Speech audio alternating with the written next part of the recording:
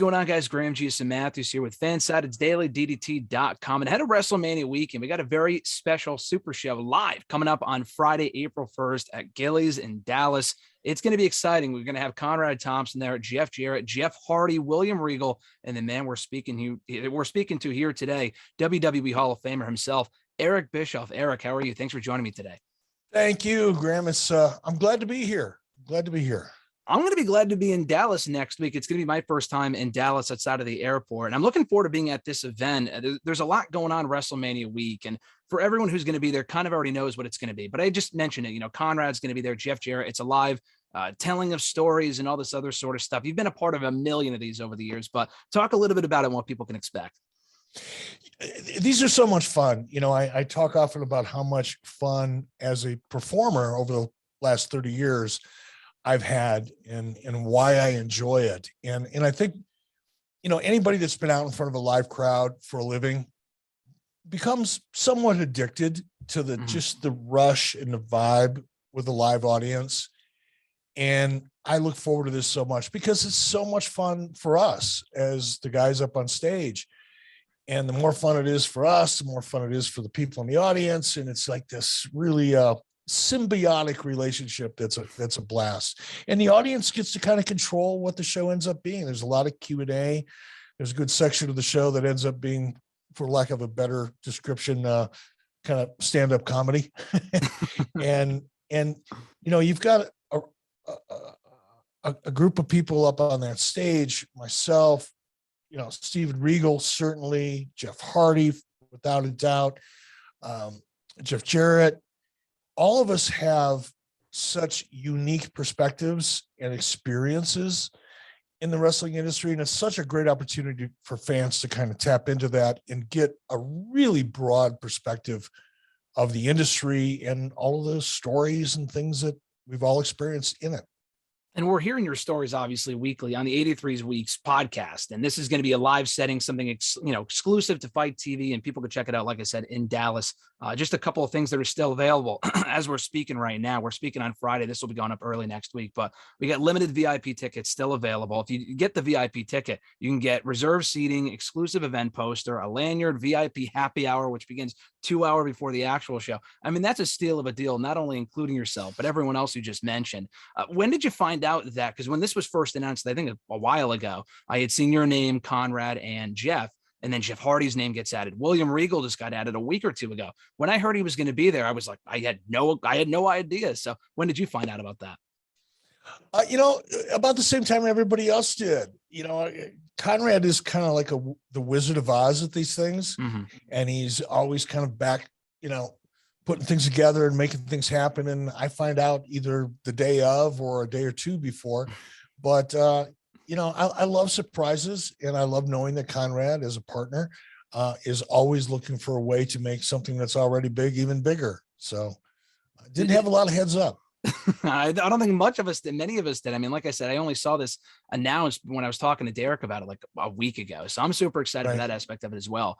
With this show itself, is this kind of like the first event of this type you've done at WrestleMania weekend in recent years, obviously with the COVID protocols and stuff like that, kind of preventing fans from having this experience in recent years? Or did you guys were able to do one last year?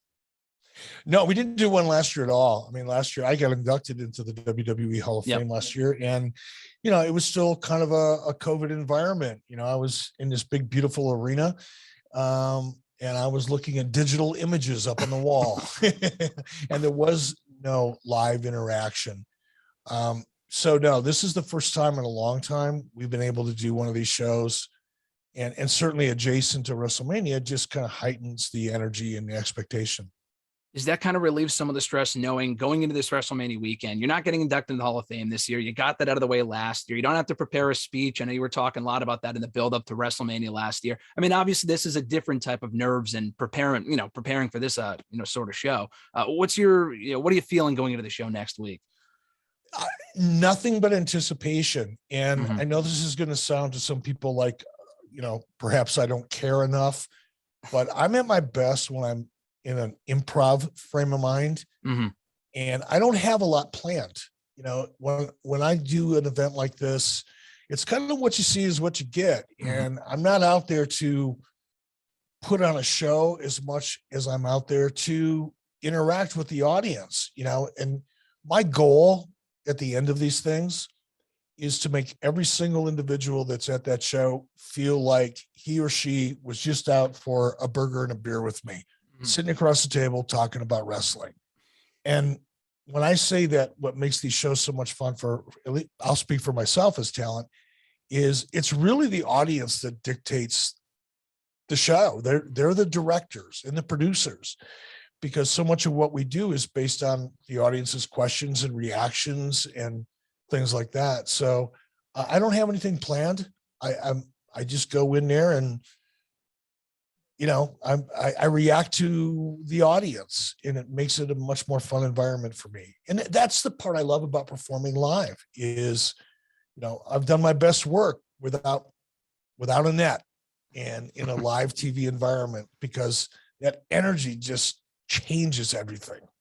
Has that been the case too with your recent appearances in WWE and AEW, kind of going there without a script and not doing what you want, but kind of just freeballing it? Or has there been a bit more structure with that in recent years?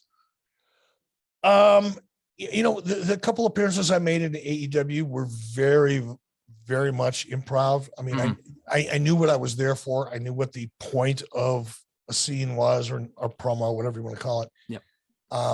And I was given, bits and pieces of guidance, but pretty much was allowed to do whatever felt right for me in that particular environment.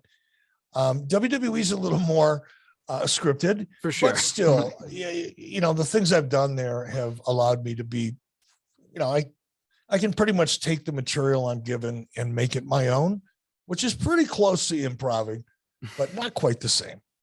Did you still think that even after 20 years, we're coming up on the 20-year anniversary of when you came back on Raw, hugged Vince McMahon live on the show? It's March as we're speaking right now, of course, coming up in July. It is crazy to think about. Did you think you would still be a part of the WWE family 20 years later, making appearances in wedding segments with The Miz and appearing on Raw Talk and stuff like that, even 2 decades later? No, but I've never thought about things like that. I've never kind of wondered what I'm going to be doing, 20 years from now, other than hopefully staying healthy and enjoying my life. Of course. But it is amazing. It's a fascinating thing to realize just how much impact I've been a part of, not responsible for, but been a part of. The whole Monday Night Wars era was just a magic era in this industry. And it still resonates in some respects, in some cases, many respects, with the audience today. And just to be able to be out there and be a part of it, and still be able to kind of put my toe in the water and get out there in front of a crowd, whether it's on Raw or AEW or SmackDown or at Gillies on Friday. It's fun for me to go out there and be able to connect with the audience. And I'm really grateful for that, to think that after all this time, I'm still doing shit. It's kind of crazy. Yeah. Busy as ever. Like I said, making appearances in AEW, WWE on occasion, still doing stuff like this, obviously, in charge of your own podcast. In addition, all the other appearances you make on the regular, which is awesome. Comparing it to 25 years ago with the Monday Night Wars and what we have now with WWE and AEW, specifically, you mentioned right there, the audience. The pro wrestling audience is very unique, to say the least, for better or for worse, and especially now with social media. And in making your appearances in recent years on Raw and on Dynamite, no one, I don't think anyone, then maybe there's another person that comes to mind. I know Cody Rhodes is about to come back to WWE. As far as we know, we don't know that until he shows up. But as far as making appearances in both shows, I think you're one of the very few, if the only person, to appear in both programs in such a short span of time. What have you noticed as far as like the fan feedback goes? Because some of the WWE diehards can be very passionate. Same thing about AEW. Do you feel like you've caught more flack online from AEW fans or WWE fans, or has it been a mix of both from what you've noticed? Well, I've been rather outspoken with regard to AEW on a couple occasions. So as a result, I'm kind of bombarded with, WWE or AEW fanboy stuff. Yep. I don't pick on anybody. I only respond to questions. I don't, go out and talk about anybody else's product unless I'm asked a question within the context of what I do. But I'm honest about stuff. I don't sugarcoat things. And I've been very critical of WWE over the last several years. I was critical of them before I was hired back to be a director of SmackDown. And I've been critical of them since then, but I still maintain a great relationship with them because I'm not necessarily trying to just be negative for the sake of being negative. I'm just honest. And sometimes it comes off that way. I think with AEW, there's a heightened sensitivity in AEW's fan base. I think the AEW fan base is a much more of a, I probably shouldn't call it this, but kind of a dirt sheet wrestling community. Okay. And therefore, that makes sense. very, very defensive. But I'm a big fan of AEW. I'm cheering them on in many respects, and I see a lot of positive things. But man, if you say one thing that can be interpreted as negative, you get a pretty volatile backlash. But hey, I've been in this business for over 30 years, brother. I'm pretty much used to that. Do you think it would have been the same thing with WWE and WCW during the Monday Night War period if we had social media, or do you think it would have been a bit different because times were different, the fan bases were different? No, it would have been the same, but not the volatility, but the volume of kind of feedback would have been obviously much higher. But keep in mind when, WCW, when I challenged WWE, went to head, called out Vince McMahon, did all that crazy, lunatic stuff I did. The WWE had an extremely loyal fan base, and WCW was looked at as the outcast. Now it's kind of the roles are reversed, where AEW is looked upon very, very favorably, and WWE, although it's a much more established brand, there's a kind of anti-WWE emotion, I think, that runs throughout social media, again, because of the nature of the social media audience. So it's actually reversed. There's more people cheering AEW on now than ever cheered WCW on. So, good for AEW, and it's an interesting dynamic for sure. But no, I think AEW is a much more in a much better position, partly because of social media, than WCW was at the time. Yeah, it's interesting. It's interesting to see the kind of the similarities and differences between now and then, and especially the social media reaction and how it kind of differs between the two, for better or for worse. And overall, it definitely is, good for wrestling. And, you've spoke about this on your own show many times before, talking about, sharing stories. We're going to get this at the SuperShow Live in Dallas next week or this coming week as this drops. Does it ever reach a point, like, do you ever think, and you say you don't really think about sort of the stuff, so I guess I already kind of know the answer, but do you think there's a point where, like, you're going to run out of stories to share, or is there you think Conrad's always going to be asking you questions that will get stuff out of you that you probably don't remember? You know what I mean? How often does that happen? It's funny, when I first started doing a podcast with Conrad, we were thinking, okay, what should we call it? And somebody on Conrad's team, or maybe it was Conrad, said, no, 83 weeks. Because that was the number of weeks you consecutively beat WWE. I beat them for more than 83 weeks, but not consecutively. I went, okay, that's great. What are we going to talk about on week 84? Because we done covered everything. There's nothing left to talk about. And here we are, 225 weeks later, and we're still going strong. And the podcast is getting stronger today than it was this time last month. So no, I don't think we'll ever run out. And there's always different things to talk about. You cover, we do a 2-hour podcast or 3-hour podcast, and you think that you've covered everything there is to cover. But, sports entertainment, professional wrestling, whatever you choose to call it, is a very complex form of entertainment. And you've got the business of the professional wrestling business. You've got the creative of the professional wrestling business. You've got the performance of the professional wrestling business. And I honestly think, I could go back and cover a show that we've already covered 3 different times and not repeat myself. Wow. Yeah. Because there's just so much to talk about when you break things down in detail. Yeah, it's crazy. Adding that, the past, the present, and the future, getting your thoughts on the everyday product. And you talked about before, like, you're only responding to the questions you're asked. I think only people, without listening to the full show, only respond to the headlines that they see on said dirt sheets and stuff like that, and immediately make a reaction. But I mean, that's just, I guess, the nature of social media this day and age. But it is what it is. I don't let it bother me. I just recognize it for what it is and move on and keep doing my thing, because I get a lot of positive feedback. For sure. Yeah. Kind of relate what was going on back in the Monday Night Wars to what's happening currently, and draw some kind of a comparison. And that's what makes my show different than everybody else's. Has that always been your approach, or was there a point early on where it's like, man, there's I mean, not the negative feedback, but has that always been your approach where like, it is what it is and I'll only focus on the positive and obviously constructive criticism and stuff like that? No, if you go back and listen to some of the first shows that Conrad and I did, Mhm. The chemistry wasn't quite there yet, and I'll speak for myself. At that time, when we first started, I was a bit defensive, meaning, Conrad would ask me the questions that fans want to know the answers to. Mhm. And I had been on the receiving end of so many, criticisms and nonsense and, flat out dirt sheet bullshit that I, kind of went into things with my hands up. I tucked my chin and, looked over the top of my fist and was, fighting defensively. And it wasn't that much fun. But after 3, 4, 5 weeks, I started realizing that, if I allow myself to just enjoy this stuff and not be defensive, I personally have much more fun doing it. And as I'm having more fun doing it, people are responding more favorably to the show and our audience is growing and growing. And I think I got to the point after a couple of months where I kind of dawned on me that I'm having a blast doing this. And the reason I'm having a blast is because I just really don't care what people think anymore. And I'm just going to be honest and have fun. And if people like it, they like it. And if they don't, they don't.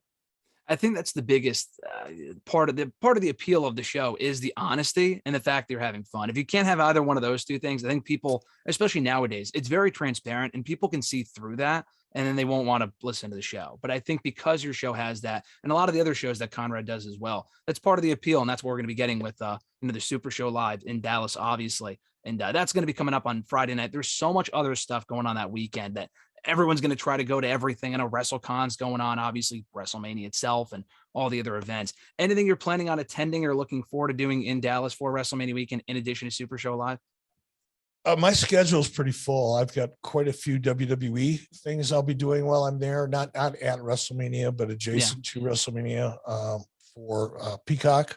Oh, cool. And for, I think, A&E television. So I'll be lucky to see daylight, after my plane lands. I'm surprised how busy my schedule is for that 4 days. So I don't expect I'm going to be, traveling much outside of the events that I'm going to be participating in. And we talked earlier, just before we went live here, the hectic schedule you've already had this past week. Would you say this is like the busiest period you've had in a long time, if not ever? Because it seems like you're always up to something. You're always busy, which is great, but it can obviously be exhausting as well. I mean, clearly I've been a lot busier. For sure. I was more active in the industry and running a company and all that. But I'm as busy / busier than I really thought I would be, or deep down inside want to be at this point in my life. Mhm. But again, this is a special time of year with WrestleMania. I'm at least tangentially involved in the wrestling business still, not directly, but indirectly. So this is a busy time of year, and I'm grateful for it. I'll be glad when it's over because I live in the middle of nowhere, Wyoming. I built this place here in 1998 because I knew this is where I wanted to live, and I love being here. So for me, traveling is a challenge. It's hard for me to leave, where I live, but I'm happy to do it. I'm grateful for it, but I'll be grateful when it's over and I can get back home. So just me and my dog can hang out in the bunkhouse. Do podcasts. Yeah, no, exactly. Just living life and loving life, which is great. You talked about it, the travel can be arduous at times. Was that one of the things that was kind of relieving post the most recent WWE stint that you mentioned earlier, being involved with SmackDown? It's thinking to yourself, I don't have to do the travel anymore. That's probably got to be the most relieving part of not being involved in the day-to-day stuff. And it seems like you're in a great spot with them where you have a very good relationship and you can be involved with stuff from time to time, be on Raw on occasion, do stuff like this, but not be involved in the day-to-day sort of stuff. Yeah, no, look, even, when I went 2019, when I was hired to be the director of SmackDown, I didn't realize how much not traveling was important to me. I've always been able to adapt throughout my entire life. In almost any given situation, I've found a way to adapt to it. But when I went back to WWE, and I had to move from Wyoming, and I live in a beautiful home right outside of Yellowstone National Park. I'm not going to lie. And I thought, no, it's no big deal. I can live in downtown Stamford, Connecticut. I can do that. I can adapt. Mm-hmm. And I really believed it. I convinced myself it was true until about a week or two after I got there. And I went, oh, maybe I'm full of crap. Maybe I can adapt to this. And I tried really hard, but I wasn't successful at it. I realized then that at this stage of my life, I'm not as adaptable as I used to be. I choose not to be as adaptable as I used to be because, we've only got so much time on this earth, and I plan on spending the next 20 or 30 years doing what I love to do, not what I have to do. You've earned that choice, which is awesome at this point in your life that you could be able to do what you want to do, which is great. And speaking from experience, I'm a Connecticut guy. I live in Connecticut. I've never been to Wyoming, so I can only imagine the the different drastic lifestyle. And probably, so going back to Wyoming, you were able to stay in the same place, which is great. I mean, here in Connecticut, it's nice. I don't hate the state, but I'm sure there's a drastic difference there that you're definitely enjoying being back in Wyoming. Well, and to be fair to the great state of Connecticut and the people in it, I left 20 acres looking right up the valley into Yellowstone National Park over a big, beautiful lake surrounded by mountains. I have antelope and deer going through my property all day long. I mean, this is kind of an idyllic, place to live for people like me that love this kind of environment. So when I went to Stanford, I'm living in a corporate apartment on Washington Boulevard. And, like, here, if I want to take my dog for a hike, we go out for a half an hour, 45 minutes, an hour or more, and I don't have to put her on a leash. We just enjoy, the environment, but, there I'm taking my dog, out of the apartment, down the elevator on a leash and listening to fire trucks and ambulances and cop cars blowing by my apartment building all night long. It's if you're used to it. And I used to live in downtown Chicago, like right downtown Chicago. I get it once you get used to that. But when you're not used to it, it's a tough transition. Yeah. I mean, you're definitely not getting the same sights and sounds in Connecticut that you would be in Wyoming. I mean, you share a lot of awesome pictures on social media of what you experience where you live now and awesome pictures. Again, I could tell you as a fact that we don't have those same sights and sounds here in Connecticut. So it's awesome that you are where you are in Wyoming. And definitely there's an advantage to that, which is great. And as we wind down here with the Super Show Live coming up in Dallas, and everyone's looking forward to that with WrestleMania itself. And again, I know you've talked about this in a million interviews. You've done so many interviews as it is, by this point that we're speaking right now. So I appreciate the time, but talking a little about WrestleMania, anything you're looking forward to specifically, any expectations for the event? Because the road to WrestleMania has been all over the place this year, it seems. It has, but every year I'm asked that question in one way, shape, or form. And every year my answer is almost always the same. Believe it or not, the thing that I enjoy most about WrestleMania is a Hall of Fame. It's special because the emotion that you see there is real. It's in a world that is strictly a scripted environment, and where everything you see and hear and smell and touch and read is kind of branded and orchestrated. It's the one time a year that you see amazing people who have achieved amazing things. And this year, in this case, this year, Undertaker. Yeah. And you get to see or experience the real emotion and what really matters to these superstars. And I just always dig the Hall of Fame. I really do. You're going to be able to attend this year? Because I know this event is going on the same night as the Hall of Fame. It's a couple hours later. Oh, you can't go this year? No, because it's not just the event we're doing, but I'll be involved with other activities after the event at Gillies. So, gotcha. I won't be watching it live, but I'll certainly watch it the next day. Yeah, it's definitely up on Peacock somewhere. I think the next day. Like, who's not looking forward to Undertaker's Hall of Fame induction? Come on. Yeah, nah, it's going to be a special time for sure. So we got that going up on Friday night, this event as well, obviously. And we all look. But we're going to have more fun. Yeah. Listen, we're at Gillies, for crying out loud. We're in Texas. We're in freaking Texas. And at Gillies, this has been a bucket list item for me since Urban Cowboy came out. And John Travolta was scooting around. What was his character's girlfriend's name? I can't remember. I'll think of it. But, oh, yeah, Gillies, come on. Gillies is famous. So for me to be able to participate in an event like this with Jeff Hardy and Steven Regal / William Regal, I still call him Steven Regal, and Conrad and Jeff Jarrett, come on. This is going to be fun. What was the last time you were able to do something of this scale in Texas, or the first time in many, many years, I guess, right? Yeah, I don't even remember, man. It's been a Wow. long time. That's crazy. Well, Gillies Dallas, like you said, it's a bucket list item. So Bucket list. I'm gonna get a bumper sticker, throw it on my truck, saying I played Gillies live.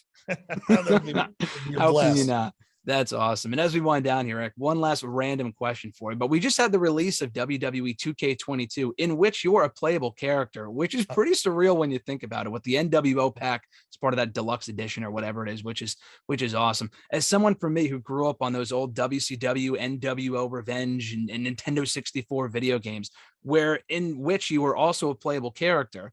And then 20 years later, you're still a playable kid, 25 years later. And these 2K games, high def, great quality, awesome graphics. You yourself in the game look fantastic.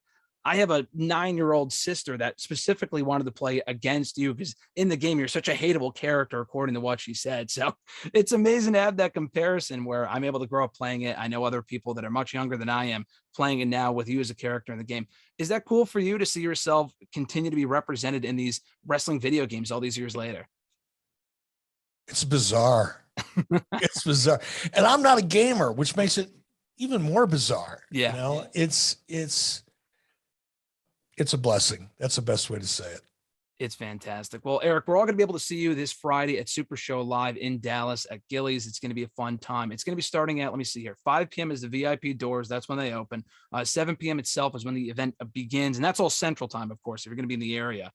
Starts on Fight TV soon after that as well. People can check it out. Like I said, VIP tickets still available as of right now. We got reserved seating, exclusive event poster, VIP happy hour with the meet and greet with yourself, Conrad, Jeff Jarrett as well. So how can you not go? If you're in the area for WrestleMania weekend, you're missing out by not attending. But of course, you also have your 83 weeks podcast as well, Eric, that people can check out every single week. Anything I'm missing here that you want to plug and promote as we ride off on the sunset? Hell no, I'm just going to get on my horse and head to Gillies.